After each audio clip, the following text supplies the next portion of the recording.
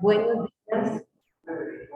Es un gusto poder estar aquí compartiendo con ustedes en esta actividad tan importante del Congreso de Bioética y Democracia.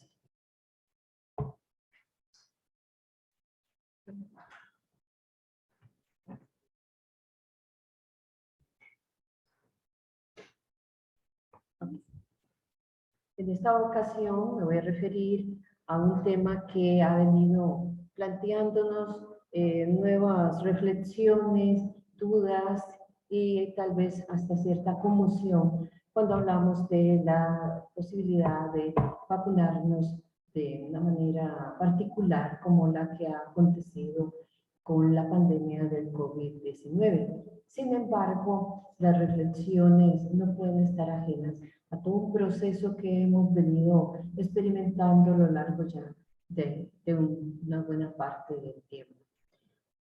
Por ello, pues, queremos referirnos básicamente en esta participación a un cierto análisis, ¿verdad?, desde el enfoque de derechos de la niñez y la adolescencia para comprender cuáles han sido esas dinámicas que nos han acontecido en el pasado y hoy nos aquejan en el presente.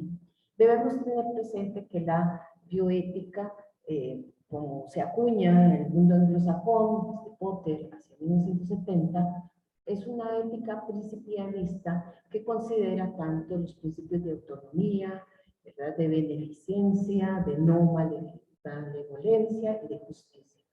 Sin embargo, en las experiencias y en las prácticas, la bioética cambia de rumbo, por decirlo así, en el contexto latinoamericano, en el cual básicamente se orienta más a recuperar también otros sentidos. Entre estos, entonces, hablamos de una bioética basada en derechos humanos, que es una práctica que se va a extender más hacia los años 80, cuyos principios pues, incluyen también justicia y equidad, su derecho a la salud como parte de los derechos conexos a este derecho, el enfoque de una medicina social pluralista y de la humanización de la medicina.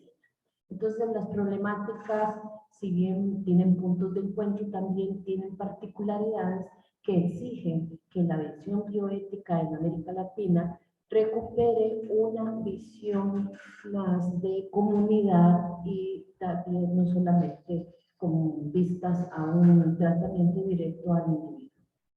Bien, en cuanto a los derechos, si bien esta bioética en América Latina hace un énfasis en los derechos humanos, yo me quiero referir fundamentalmente dentro de los derechos humanos a unos derechos especiales y específicos que son los derechos de la niñez y la adolescencia. En este caso, el enfoque de niñez y adolescencia se basa en varias orientaciones, así como lo recoge la Agenda Nacional para la Niñez y la Adolescencia en sus metas y compromisos que acaba de vencer en el 2021. En este momento, hago este paréntesis, se encuentra en proceso una nueva política sobre niñez y adolescencia que dará lugar precisamente a una nueva agenda de implementación. Bien, entre estos principios es importante el interés superior del niño, porque ese es el principio que nos va a permitir establecer, bueno, en caso de duda o en caso de discrepancia de diferentes criterios, qué es lo que debe primar. Y en ese sentido, pues prima la salud, prima, bueno, la vida, la dignidad, la vida digna y por supuesto en este caso la salud. Tenemos la idea de protección integral. La protección integral tiende a ver al niño no solo en un ángulo, sino dentro de todos los contextos en que las personas menores de edad pueden verse de alguna manera, pues, o digamos así, vulneradas. Entonces, la protección integral también abarca la idea de que si los progenitores, padres, madres, cuidadores, digamos, no tienen la capacidad, son insuficientes para poder actuar frente a una situación de riesgo de la persona menor de edad, es importante entonces que el Estado tenga los mecanismos de intervención, ¿verdad?, adecuados, oportunos, para lograr que este principio se cumpla.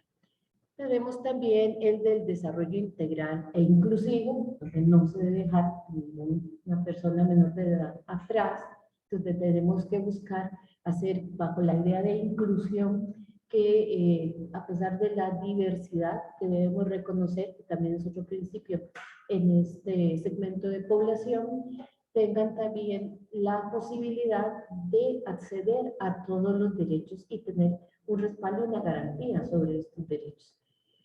Tenemos el criterio de autonomía progresiva, que es la idea de que la libertad de las personas menores de edad se va a ir ejerciendo en función de su condición cada vez pues, más desarrollada o mejor establecida bajo criterios que le ayuden a tomar sus decisiones. Entonces, obviamente, hay etapas de la vida donde la interacción que tengan los padres en las decisiones de los hijos van a ser mayores y lo mismo también otras instancias si es que los padres, ¿verdad? O cuidadores no están lo suficientemente capacitados para ello. Estas subrayadas son importantes porque luego lo vamos a ver cómo va a afectar esto a nivel de las campañas de vacunación. Tenemos también el principio de corresponsabilidad social, en el cual, pues un poco recogiendo lo que ya he mencionado, la idea de que el bienestar de este segmento de población no solo depende de sí mismos, ni solo de sus familias, sino de todo el entorno. Y por supuesto no excluye las responsabilidades sociales, tanto del Estado como de las comunidades específicas. Bien, entonces, a partir de ahí queremos hacer un llamado de que estos principios van a englobar o van a dirigir también las políticas, especialmente en lo que nos atañe la política de salud pública. Es importante analizar un poquito, ¿verdad?, los efectos que ya se ha tenido, ¿verdad? No nos lo inventamos hace un par de años, los efectos que ha venido teniendo una política de salud pública, digamos así, acertada en los procesos de transición demográfica. Y aquí citando al doctor Pérez Brignoli en su última obra de América Latina en la transición demográfica, vemos como en el caso de Costa Rica, de 1910, teníamos en cuanto a mortalidad infantil 200 decesos por cada 1000, y en cambio para el 2000 la tasa se reduce drásticamente a 20 decesos. También tenemos por acá, bueno, otra digamos, orientación al respecto de cómo pues, las defunciones por enfermedades, ¿verdad?, infecciosas y parasitarias han mostrado toda, ¿verdad?, una mejoría importante, donde hemos bajado desde 1920 de un 70% de defunciones por este tipo de enfermedades a un 5% en el año 2000. Estos pues son los datos que el doctor Pérez Brignoli nos recomienda, y además podríamos pues, concluir de este aspecto que gracias a esas políticas de salud pública que han sido inclusivas con una visión y congruentes con principios de los derechos humanos, hemos encontrado entonces un resultado importante en el descenso de la mortalidad infantil y el descenso por este tipo de enfermedades que son evitables. Y esto es una de las cosas que queremos más señalar. No solamente se trata de curar, sino también de prevenir la enfermedad. Y si es inevitable, si no hay cura, con algunos sistemas de prevención podemos aminorar los decesos. Entre estos mecanismos está el control de las epidemias y vacunas, precisamente a través de una larga lista, digámoslo así, como hemos venido evolucionando en cuanto a las tecnologías sobre las vacunas. En este sentido, podemos ver que esa larga cronología ha sembrado una experiencia muy valiosa y un conocimiento que, sin embargo, algunas personas objetan o cuestionan. Y entonces en esta presentación queremos hacer ver cómo pues, se han erradicado algunas enfermedades, además de si las que no se han logrado erradicar del todo, pues han sido enfermedades que se han disminuido considerablemente en su padecimiento. Aquí tenemos, por ejemplo, esta lista, ¿verdad?, de enfermedades en general que se han logrado o que se consideran erradicar. Pero también tenemos que ver qué pasaba antes de que todas las vacunas pudieran estar puestas en práctica. Y en este otro cuadro que del doctor Pérez Brignoli nos muestra cómo precisamente en el caso de Costa Rica vemos esos picos considerables que afectaron la población enormemente por razones de epidemias, por decirlo así, de enfermedades infecciosas que generaban precisamente estas condiciones. La última, como pueden ver aquí, es la gripe española, la gripe aviar, que se da hacia el 1920, y vemos cómo, bueno, era una situación que asolaba a la población. Esta es la del cólera, ¿verdad? La de la viruela, y esta también fue de viruela. Toda esta situación, ¿verdad?, de finales bueno, desde hace más de un siglo, pero sobre todo que no se controlaban antes de que existieran las vacunas, cambian de rostro. Y uno de los logros más importantes es que para nuestro país los instrumentos legales, bueno, hoy por hoy, están funcionando en favor de una vacunación. Hay una expresión específica en el Código de la Niñez y la Adolescencia, en su artículo 43, donde se insiste en que esta vacunación contra las enfermedades es obligatoria, que por razones médicas las exenciones también se valorarán desde criterio médico, y que el padre, la madre, los responsables legales y las personas encargadas serán responsables de la vacunación obligatoria de las personas menores de edad a su cargo, y deben hacerlo oportunamente. Esto lo cito, lo traigo a colación, puesto que con las vacunas del COVID hay personas, por decirlo así, que todavía lo están pensando. Y a pesar de que digamos, los gobiernos han hecho algo, ¿verdad?, el esfuerzo por traer las vacunas, para nadie es un secreto que se han desperdiciado gran cantidad de estas vacunas. Sobre hay gente que todavía pues, tiene reticencias, e incluso personas que como adultos se han vacunado, pero que ya pensar en que los niños se vacunen les genera un poco de inquietud. Entonces, vamos a ver, no es, las lecciones aprendidas no están de más. Las lecciones aprendidas afortunadamente se reflejan incluso a un nivel de nuestro marco legal y jurídico que protege a la persona menor de edad. ¿Cómo ha sido la vacunación en Costa Rica recientemente? Bueno, hemos tenido, por dicho, un esquema de vacunación bastante amplio. Muchas de estas vacunas en las edades tempranas están ligadas directamente a la Caja de Seguro Social, que es la encargada de administrarlas, pero también a través de los sistemas de educación del MES se han podido canalizar muchas veces las dosis, sobre todo de los niños y niñas mayores. También tenemos, ¿verdad?, porcentajes bastante significativos, exitosos. No están los datos más recientes donde ahí cabe la duda de que si en efecto las prácticas de las vacunas, ¿verdad?, se han logrado sostener de igual manera, ¿verdad?, o con igual interés de parte de los padres en tiempo de pandemia. No tendrían por qué no haberlo hecho, dadas, digamos, las condiciones del sistema. Sin embargo, bueno, como ustedes ven, la expectativa de la vacunación ha sido bastante consolidada en nuestro país, y bueno, no tiene por qué ser una excepción la que nos encontramos con el COVID. ¿Qué pasa en el caso de que dejemos de vacunar a las personas? Y esa es la pregunta que nos deberíamos hacer. No solo pensar qué pasa si vacunamos, sino al contrario, qué efecto puede tener, qué otra lección tenemos en este sentido. Y desde esa perspectiva podemos ver cómo una enfermedad que se consideraba, ¿verdad?, que estaba erradicada en el 2002, en el 2014, en el caso de Estados Unidos, vuelve a aparecer. Aparecen 600 casos. Y ya pues, investigando más a fondo, la razón fue simplemente no se vacunaron. Entonces, esto no es solo un problema individual, es un problema colectivo. porque la capacidad de un individuo que no accede a todo este sistema digamos, de control para la erradicación de las enfermedades infecciosas va a generar un problema en otros individuos más. Y esos otros que tampoco estén vacunados, obviamente, están en una situación de mayor riesgo. Y un riesgo inminente es de un riesgo de muerte. Entonces nos preguntamos, bueno, ¿de dónde vienen los argumentos de las posiciones antivacunas?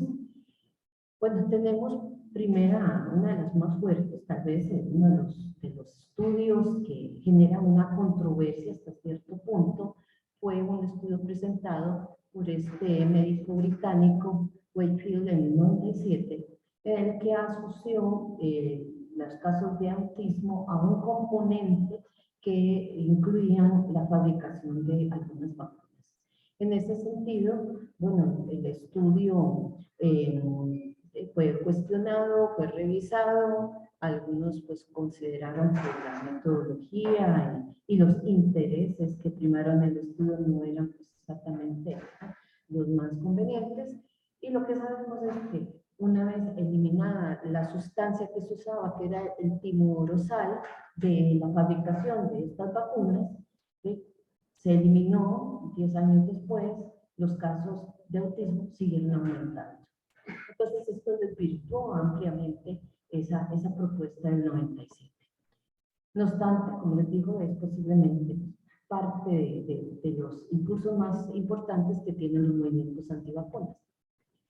Tenemos también las vacunas, ¿verdad? Como que no son seguras porque son experimentales. Esto es una situación mucho que se ha puesto como en duda o que se ha sido necesario clasificar de otra manera para poderla entender. Por ejemplo, una cosa es una vacuna experimental y otra cosa es un uso de emergencia, como pasó con las vacunas del COVID.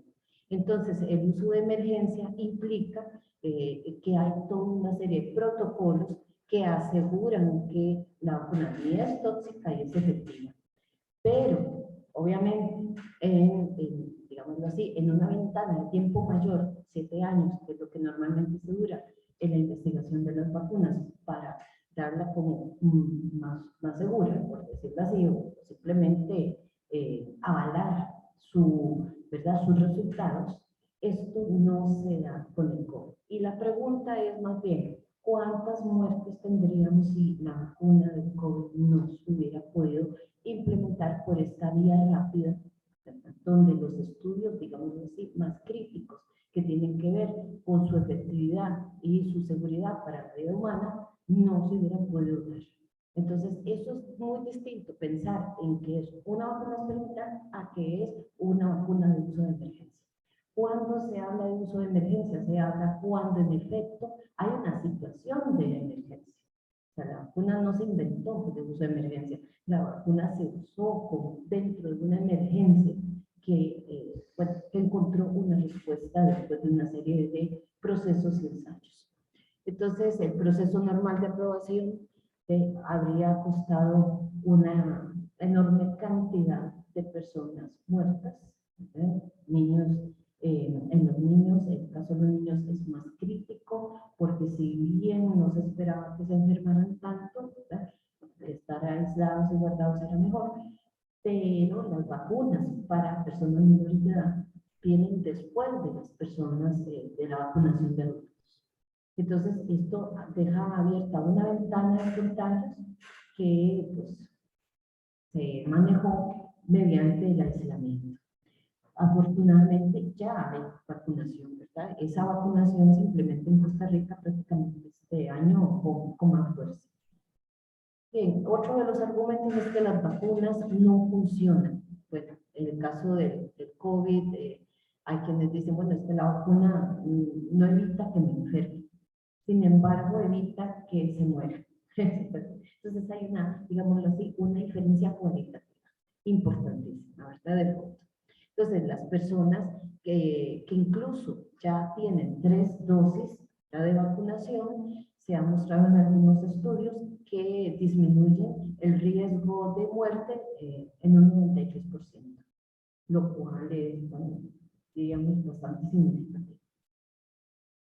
Otro de los argumentos es la desconfianza en la industria, que los intereses económicos van a predominar, ¿verdad?, en la industria farmacéutica sobre otros intereses e incluso teorías de la conspiración que hacen ver que se crean virus para luego fabricar sus vacunas y todo este tipo de cosas. Lo mismo que una desconfianza generalizada en las tecnologías, en el conocimiento de la ciencia en general, ¿verdad? Lo que no se conoce, pues, se ve con otra visión. Ante esto, ¿verdad?, el contraargumento está centrado en la falta de educación y de conocimiento de estos procesos y de esas distancias que normalmente encontramos dentro de la comunidad científica y el resto de personas que están fuera. Esto solo podemos, digamos así, subsanar con una mejor educación y con una visión del conocimiento y la ciencia en general, más allá, pues, de todas estas, entre comillas, teorías de la conspiración. El caso del virus del COVID, el virus es real. Mucha gente decía, no, esto será cierto, estará pasando, más que los pacientes estaban aislados. Y entonces alguna gente cuestionaba que si el efecto era tan seria, no la sensación. Pero, en fin, lamentablemente los muertos están ahí, ¿verdad? Bien, otra de las críticas es la desconfianza más bien en los gobiernos. Y esto lo vemos con diferente énfasis según en qué lugar.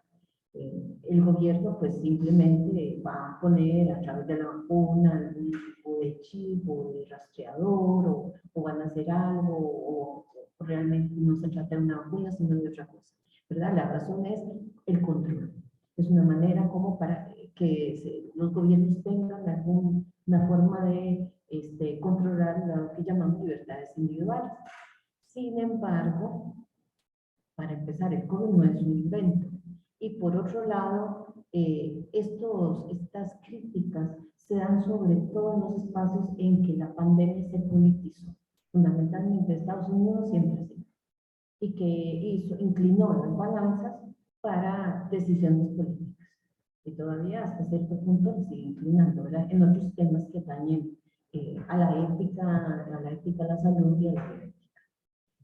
Bien, esto es un asunto pues que evidentemente las medidas que se toman por parte de un gobierno para poder abordar una epidemia tienen que ser masivas. No pueden ser, ¿verdad?, si quiere o no, y también de carácter obligatorio. Entonces eso también pues genera unas ciertas desconfianzas. En Costa Rica, pues afortunadamente la vacunación de las personas menores de edad, y no solo con el COVID, sino ya en otros momentos, ha sido obligatoria. Bueno, no sea que escondan a los chiquitos, pues esperamos que la mayor parte de ellos esté vacunada. Y finalmente hay razones religiosas. Esto lo vamos a encontrar especialmente en algunas apelaciones a la intervención divina para que mante la salud y cosas así, pero afortunadamente son grupos de iglesias minoritarias. Las iglesias más constituidas e institucionalizadas no están en contra de la vacunación. Bien, otra de las razones es simplemente lo que podemos llamar por pereza, falta de acceso o de interés. En muchos casos, y esto lo vemos nosotros en nuestras zonas fronterizas, las personas, pues, entre que no tienen interés o les queda lejos los lugares, o bien no estando documentados apropiadamente, también no quieren acceder a los sistemas de vacunación. Y esto genera, bueno, que esa área, esa parte de la población quede ausente de esa protección, de esa cobertura, y esto evita que podamos erradicar la enfermedad, o por lo menos minimizarla de una forma mucho más manejable. Entonces, pues claro, es un asunto a tener en cuenta. Afortunadamente, nosotros hemos trabajado con áreas de salud, pero para nadie es un misterio que en nuestras zonas, especialmente fronterizas, la vacunación no ha sido tan efectiva y la pérdida de las 300.000 vacunas que se dice por ahí en los periódicos pueden dar, ¿verdad? Puede darse. Y eso pues, es lamentable. Bien, ahí tienen ustedes algunas fuentes que hablan sobre estos temas. En cuanto a la vacunación del COVID, gracias a la Comisión Nacional de Vacunación, pues se hace este recuento para este mes. Evidentemente se espera que las tasas de vacunación vayan a aumentar, especialmente en la que nos atañe a las personas menores de edad, que todavía están en proceso. Como ustedes pueden ver, como es una vacunación que empieza después de la de adultos, pues todavía no ha llegado a, ¿verdad?, los objetivos ni a las metas que se esperan. Y finalmente, pues agradecerles y también agradecer de paso la colaboración que nos dio Bioprocess Institute de Rhode Island en la parte técnica. Y cualquier cosa, pues estamos a la orden en el programa de Estado de los Derechos de la Niñez y la Adolescencia de la Universidad de Costa Rica. Muchas gracias.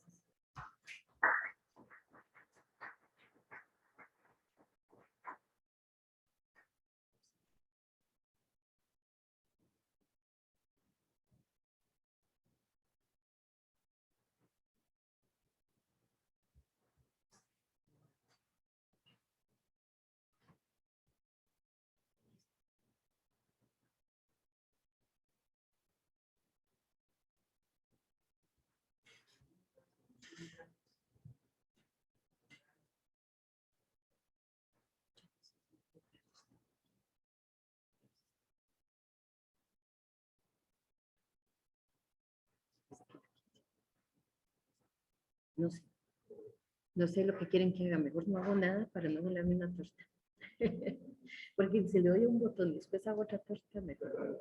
No, que no sé qué es lo que me quieren decir que haga. Entonces, mejor que vengan y lo hagan, porque si no hago una torta. Entonces, bueno, la quitamos. Si no hay preguntas y consultas, le agradecemos mucho a la doctora Dina Espinosa y les invitamos a continuar las actividades a la 1 de la tarde. Vamos a tener el receso de almuerzo. Muchas gracias. Ya le traigo su certificado.